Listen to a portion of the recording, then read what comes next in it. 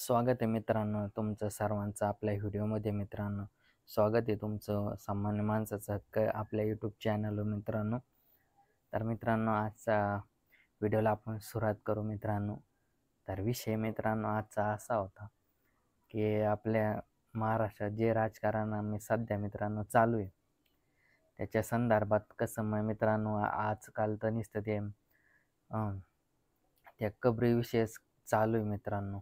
औरंगजेबच्या कबरीविषयी मित्रांनो आता तर कसं आहे राजकारण कसं मित्रांनो आता सध्या सगळीकडे पेटलेलं आहे मित्रांनो.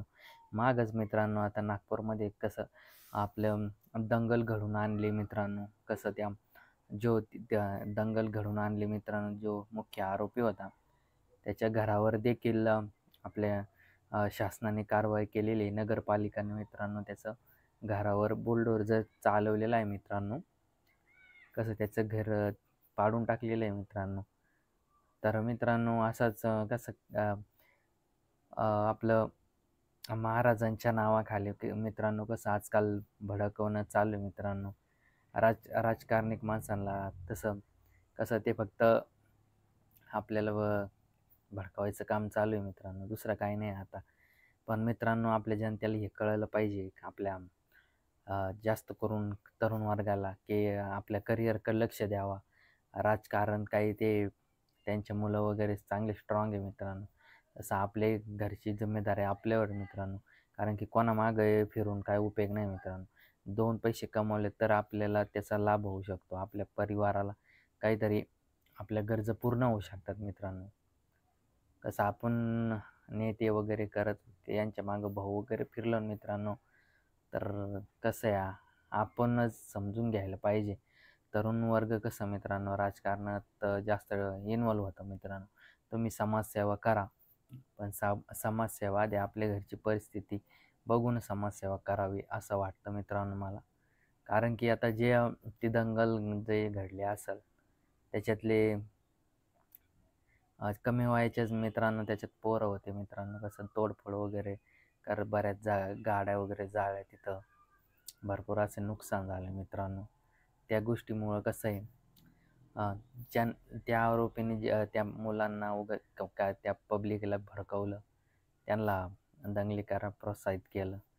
तसं आपलं पण त्याच्यात नुकसान आहे मित्रांनो. कारण की आपण दंगल करतो म्हणजे कसं सरकारी प्रॉपर्टीची तोडफोड वगैरे झाली म्हणजे ती आपलीच प्रॉपर्टी आपल्याच पैशातून ते निर्माण झालेलं आहे मित्रांनो. आपलंच नुकसान होतं, दुसरं काय नाही होत. कसं तर नागपूरमध्ये जी घटना घडली त्यांनी खरंच काही गोष्टीने ना आपण विचार करायला पाहिजे. खरंच ह्या दंगली घडल्या नाही पाहिजे मित्रांनो. कसं आहे मोठे लोक फक्त बोलतात मित्रांनो का ही कबर तोडा ती कबर तोडा. आता त्या औरंगजेबाला मरून किती ते 350 का काय वर्ष झालेले मित्रांनो. आता एवढं जुनं काळात जर बसलं तर कसं आता राजकारणात काहीतरी चालू आहे आपलं उलढालन. आपला काही असे पण घटना घडलेल्या आहेत त्या पण त्याच्याकडे लक्ष दिलं पाहिजे मित्रांनो. आपण ते जर आपले रोजगारच्या संध्या जर उपलब्ध करून दिल्या ना ते योग्य वाटत आपल्याला, त्याचा लाभ जास्त होईल असं वाटतंय. कारण की कबरी काढून हे काढून काय आपले पोटं भरणार नाही. तर कसं आपण विचार केला पाहिजे मित्रांनो. कारण की आपलं जीवन आहे, आपल्याला कसं हे करायचं हे आपल्यावर डिपेंड असतं.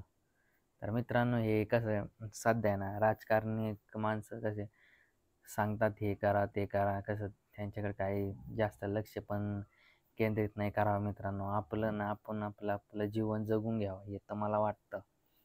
कसं आहे राजकारणी माणसाचं ह्यो त्याला डावचतो, ह्यो त्याला डावचतो, त्यांचा फायदा असतो मित्रांनो.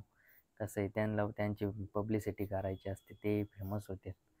आपल्या त्याच्यात कसा तुम्हाला काय वाटतं आपल्या त्याच्यात फायदा आहे का काही आपल्याला कसं तिथं कबरी तोडून वगैरे ते त्यांचं ते पाहते, ज्यांना तोडायचे ते पाहते. पण सामान्य माणसाला एवढंच सांगणं आहे का आपल्या करिअरकडे लक्ष द्या पोरांनो. आपल्या संसाराकडं आपल्या घराकडे लक्ष द्या. कसं आईबाप आता त्यांना पण आशा का आपल्या मुलांनी देखील काहीतरी करावं. तर मित्रांनो मी आजचा व्हिडिओ इथेच संपवतो. तुम्हाला काय वाटलं, काही माझ्याकडून चुकी वगैरे झाली असेल तर तुम्ही पण कमेंटमध्ये सांगा मित्रांनो. का तुम्ही हे असं तसं सुधारणा करायला पाहिजे मित्रांनो. असं मग माणसाकडून चुका होत असतात. व्हिडिओ बनवताना काही वगैरे काही चुकीचा शब्द वगैरे निघाला असेल तर माफ करा मित्रांनो. आजचा व्हिडिओ आवडला असेल तर लाईक, सबस्क्राईब करा, शेअर करा मित्रांनो. सर्वांना जय आदिवासी, जय महाराष्ट्र. आजचा व्हिडिओ इथंच संपवतो मित्रांनो.